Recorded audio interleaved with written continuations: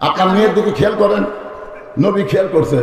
ফাতেমা 9 বছর হাতের মধ্যে চুরি দিয়ে মুচকি মুচকি হাসতেছে, নবী খেয়াল করছে। নবী আর ঘরের মধ্যে ঢোকেনি, বার হয়ে গেছে। ফাতেমা চমকে গেল, বাবা ঘরের দরজায় ভুলকি দিয়ে কোথায় যায়? বাইরে গিয়ে দেখে নবী বারান্দায় কাঁদতেছে। ফাতেমা বলে, বাবা কি দুঃখ আপনার মনে, এমন করে কাঁদতেছেন? আল্লাহ নবী বললেন, ফাতেমা যে দুনিয়াতে সাজবে মা, আল্লাহ তার আখিরাতের সাজ কমায়া দিবে।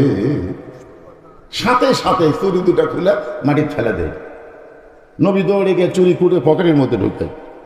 ফাতেমা বলে, বাবা যেই চুরি হাতের দেওয়ার কারণে আপনি ঘরে ঢুকলেন না, বারান্দার কান্না শুরু করে দিলেন, সেই চুরি খুলে ফেলে দিলাম, আপনি কুড়ে পকেটে রাখলেন। রাসূল বলে, ফাতেমা শুধু চুরি না, একদিন তোর কানে দুল পরায় দেব, একদিন তোর নাকে ফুল পরায় দেব, একদিন তোর গলাত মারা পরাবো। ফাতেমা বললেন, বাবা কবে? রাসূল বললেন, যেদিন তোমার বিবাহ হবে, মেয়েরা কেবলমাত্র সাজতে পারবে একজনের জন্য, সেই ব্যক্তি হলো তার স্বামী। স্বামী ছাড়া অযথা নারীদের কোনো সাজা যায়। তাহলে আমাদের গুলা কার জন্য সাজতেছে? বিয়ে হয়নি, সাজা গুজা ঘুরতেছে। তাহলে আপনার বাবা হিসাবে আপনার মেয়ের দিকে খেয়াল করার দরকার আছে না নাই? আপনার ছেলেটার দিকে আপনি খেয়াল করে দেখেন। আপনি বুড়া মানুষ, আর সালাত খায়রুন নাম শোনার সাথে সাথেই ও বাবারে আর ঘুম পাড়া থাকি না রে। ঠান্ডা পানিতে আপনি বুড়া ওজু করে মসজিদে যাচ্ছেন, আপনার আড়িয়া বোঝেন না? 22 বছরে আড়িয়া কি করতেছে? আড়িয়া 3টে পর্যন্ত আর্জেন্টিনার খেলা দেখছে, 3টে। আড়িয়ার চোখে ঘুম নাই, মেসি কিভাবে গোল দিছে পরদিন গল্প করবে। 3টা পর্যন্ত খেলা দেখছে, ফজর আজানের সময় ঘুমে গেছে। আপনি বাবা হিসাবে খেয়াল করার দরকার আছে নাই? আপনি জানলা দিয়ে তাকায় দেখে কম্বলের বাহিরে কিছুই দেখা যায় না। মানে সালাত ও খায়রুন নাম শোনার সাথে সাথে কম্বল মাথার উপর দিছে। কম্বল মাথার উপর দিলে পাও যে বাড়াবে, পাও টাইনে বুকের কাছে দিছে। আপনি গাড়ি থেকে দেখতেছেন মনে চাউলের বস্তা ঢাকা।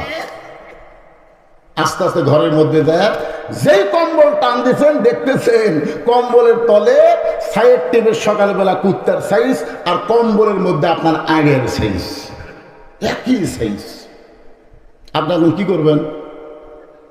কি করবেন?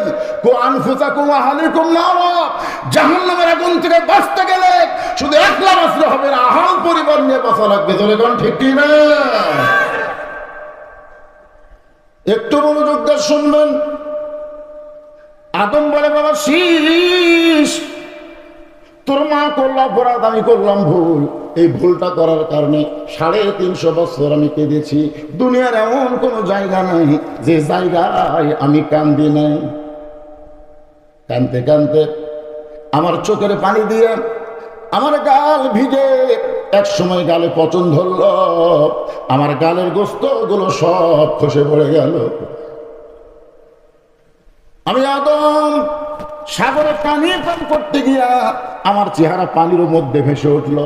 আমি নিজের চেহারা দেখে আশ্চর্য হয়ে বললাম, আল্লাহ, এই মানুষ তৈরি করার আগে তুমি 4টা শপথ করেছো। জোরে কোন কয়টা? ওয়াত্তিন ওয়াজ্জাইতুন ওয়াতুরি সিনিন ওয়াহাযাল বালাদিল আমিন। তারপর আল্লাহ বললেন, লাকাদ খালাকনাল ইনসানা ফি আহসানি তাকবীম। আহসানি তাকবীম মানে কি? এইটুকু। আল্লাহ মানুষের চেহারা সবচেয়ে সুন্দর করে সৃষ্টি করেছেন। সুবহানাল্লাহ বলেন। কিন্তু আদম পানি তো টলটলা, পানির মধ্যে চেহারা দিয়ে চলবে, এই কি রে, গোস্ত নাই, হাড্ডি। আদম আলাইহিস সালাম নিরাশ হয়ে বলেন, আল্লাহ, এত কান্নাম, এরপরেও তুমি আমার তওবা কবুল করলা না। আল্লাহ কয়, আদম শুধু কাঁদলে হবে না, চিন্তা ভাবনা করে কাঁদতে হবে।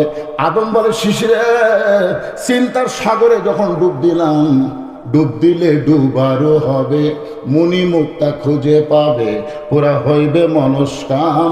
বাম স্তনের 2 আঙ্গুল নিচে তোমার কলব সাগরের মোকাম। সোনালা বলে, বোঝেন বোঝেন? আলা ইন্না জাসাদিন ফি মুদগাতান ইযা সালুহাল জাসাদ কুল্লুহু ওয়া ইযা ফাসাদাল জাসাদ কুল্লুহু আলা ওয়াহিয়াল কলব। প্রত্যেকটা মানুষের দেহে 1 টুকরা গোস্ত আছে, আছে না নাই? এই গোস্তের টুকরা যদি ভালো হয় তাহলে ওয়াজ বাদ দিয়ে এরকম উঠবে না। গোস্তের টুকরা যদি খারাপ হয় হক কথা তার ভালো লাগবে না। আজকে বাংলাদেশে এরকম মানুষ আছে না নাই? জোরে কোন আছে না নাই? সে গোস্তের টুকরার নাম কি? আরো জোরে কোন আলা ওয়াহিয়া। খুব খেয়াল করে শুনবেন। সাগরে ডুবতে দেখে জান্নাতের দরজা। আদম আলাইহিস সালাম দেখতেছে যে জান্নাতে আল্লাহ তৈরি করে রাখছিল, ওই জান্নাতের দরজা লেখা আছে লা ইলাহা ইল্লাল্লাহ মুহাম্মাদুর। আদম আলাইহিস সালাম কই পাইছি পাইছি পাইছি। আল্লাহ কই কি পাইছি? কই এতদিন লা ইলাহা ইল্লাল্লাহর কাছে কানছি, কাম হয়নি। গালের গোস্ত খোসা পড়ে গেছে, তাও তওবা কবুল হয়নি। ওই মোহাম্মদ রাসূলকে ওসিলা করে কানতে চায়। আল্লাহ কয় আদম আর কান্দা লাগবে না, ওই নামটা ওসিলা ধরার সঙ্গে সঙ্গে আমি আল্লাহ তোমাকে মাফ করে দিলাম। শীষ বলে বাবা এরপরে কি? আদম বলতেছে তাহলে শোনো, একটা ভুল করার কারণে 350 বছর কাঁদা লাগছে। আর ওই নবীর উম্মতেরা যদি সারা জীবন পাপ করে আর মাছের মাথার মতন সামান্য পানি বের করে যদি বলে আল্লাহ মাফ করে দাও, ওই নবীর খাতিরে আল্লাহ তার জীবনের তামাম গুনাহ মাফ করে দিবে। শেষ বলতেছে বাবা, নবীর বেটা নবী না হইয়া, বেহেশতের হুরের স্বামী না হইয়া, ওই নবীর উম্মত যদি হতে পারতাম আমার জীবন ধন্য হতো। আদম কপালে হাত দেয় বলতেছে শেষ, ওই নবীর উম্মত হতে গেলে ভাগ্য লাগে, যেই ভাগ্য তোর আমার নাই।